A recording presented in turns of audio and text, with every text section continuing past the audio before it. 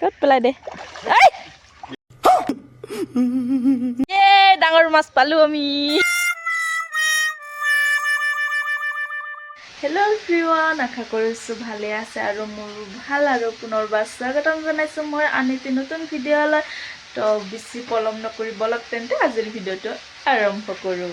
ভিডিঅ'টো আৰম্ভ কৰাৰ আগতে চাহখিনি খাই লওঁ আৰু বলকচোন চাওঁ আজি কি বনাইছে চাহৰ লগত খাবৰ কাৰণে। গোটেই যে ভাংছি সচপেন পিঠা আমাৰ হিয়া বনাইছে বনাব নাজানে क्या बोला तूने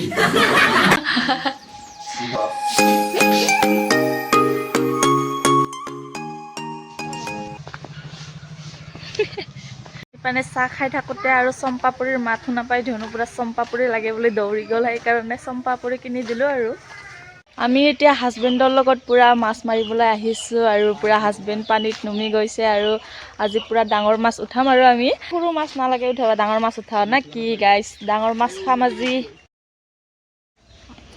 আমাৰ মনো মাছ ল'ব আহিছে।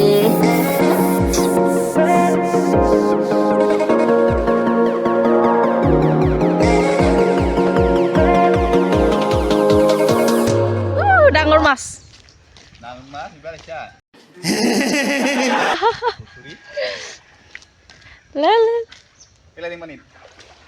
ক'ত পেলাই দে।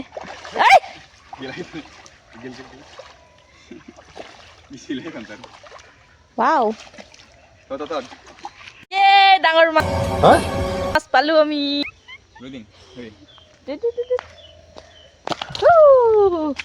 হ'ব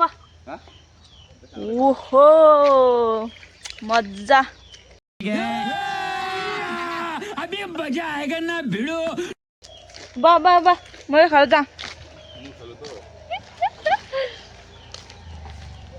হৈছা আৰু দুটা ডাঙৰ ডাঙৰ মাছ লৈ আহিলে, আজি পুৰা মাছ খোৱাৰহে কথা আৰু এইবাৰ হাজবেণ্ডক বাচিব দিওঁ দেই আৰু ন সেইকেইটা। মাই গড, আজি অকলে পাৰছা দেই উঠবা না উঠাবা আৰু মোৰ মটৰটো লগাই দিম।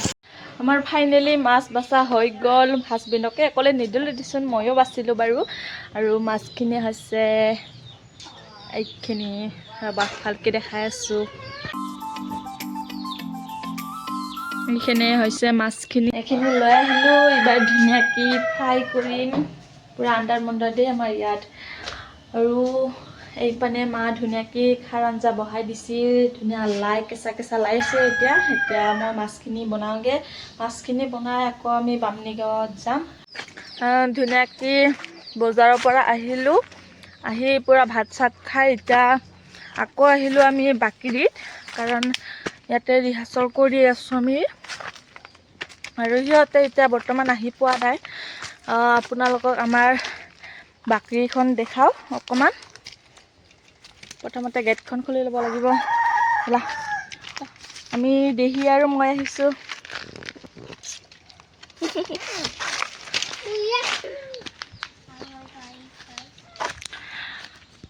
আমাৰ ইয়াতে এটা ঘৰ আছে বাৰু, আপোনালোকক ঘৰটো আগতে দেখাওঁ মই।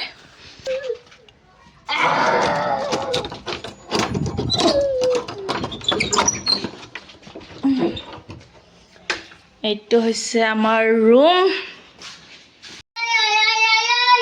পুৰা এন্ধাৰ এন্ধাৰ হৈ আছে। এইটো বাৰু পকা কৰা নাই। চাকচোন এইবিলাক কেনেকুৱা হৈ গৈছে, আমাৰ শিৱলিংগ নিচিনা হৈ গৈছে দেখোন। কি ওলাইছে না এইটো? মাই গড। মানে ইয়াত আমাৰ কোনো নাথাকে এতিয়া। আগতে আছিলে আমাৰ, যেতিয়া মানে সৰু দাদা আছিলে, আৰু এতিয়া সৰু দাদা আমাৰ মাজত বৰ্তমান নাই। তাৰ কাৰণে বৰ্তমান এইটো ঘৰটো খালী হৈ থাকে।